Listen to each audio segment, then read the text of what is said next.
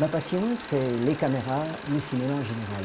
Et je suis un cinéaste artisan qui produit, qui filme, qui monte et qui vend lui-même ses films. C'est-à-dire toute la chaîne du cinéma ramenée à un seul individu. C'est très artisanal, mais c'est un métier passion et j'en vis depuis 25 ans.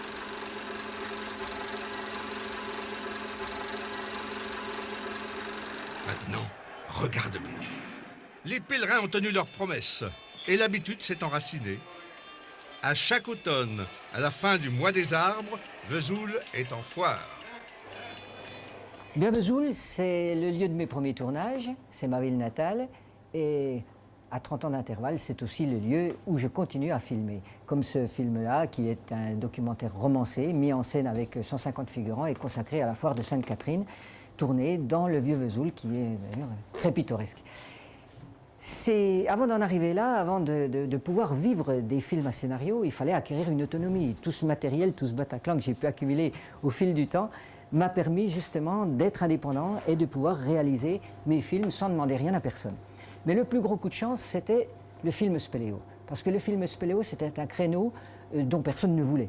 Trop sombre, trop compliqué, trop de portage, trop de problèmes avec l'éclairage, avec l'argile qui pénètre partout. Il y avait une place à prendre et j'ai eu la chance de l'occuper en réalisant beaucoup de documentaires sous terre dans des conditions assez effarantes. Mais c'était la meilleure école et même encore aujourd'hui, je dois dire que je n'ai jamais rencontré des situations plus contraignantes et plus difficiles que dans le milieu souterrain. Vous allez voir avec ces images.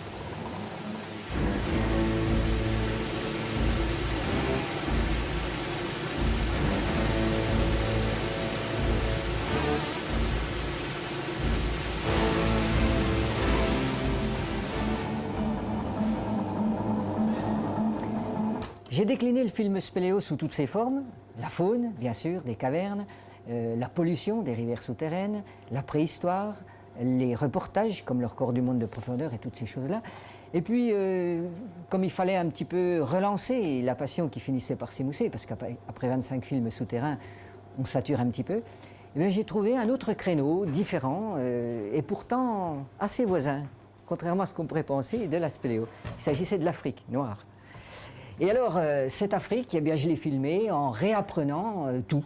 Parce que jusque-là, j'avais encore jamais filmé des personnes qui n'étaient pas d'accord. Et là, je filmais des tribus qui étaient tout à fait opposées aux images. On me jetait des cailloux quand je filmais. J'avais un sentiment de culpabilité en filmant les traditions de la brousse. J'avais un sentiment de voyeurisme. Et donc, j'ai dû apprendre tout ça, puisque c'était tellement différent du film souterrain que j'avais fait jusque-là. J'ai dû un peu me remettre en question et vivre parfois 3 mois, 5 mois dans une tribu pour pouvoir filmer des documents un petit peu inédits. C'était la rançon des images insolites qui me permettaient toujours d'assouvir ma passion.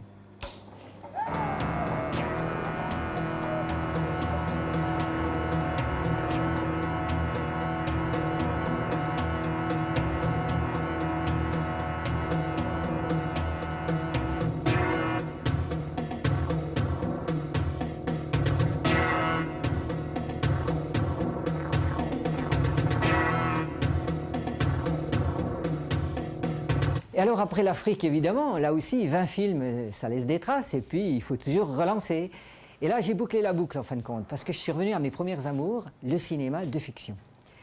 Avec, évidemment, une prise de conscience qui était celle que le documentaire, c'est frustrant. On n'arrive pas à tout maîtriser. On n'est pas maître de la lumière. On ne peut pas interdire, demander aux gens d'arrêter une cérémonie rituelle pour pouvoir recharger un magasin. Et ça, c'est très frustrant. Alors que le réalisateur de fiction, il est maître de tout. Moi, j'avais encore jamais fait ça. Alors j'ai commencé avec aussi c'est Bécane, le 35, le vieux rêve. Rêve de tout cinéaste. Un jour, on y arrive.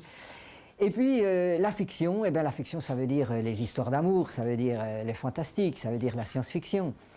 Je sais qu'on n'a guère le temps, on n'est pas dans un 52 minutes, mais il faut que je vous montre ça quand même, parce que le film d'amour, c'est quelque chose.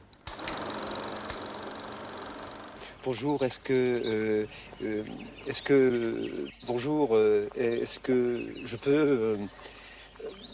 je peux vous embrasser? Est-ce que...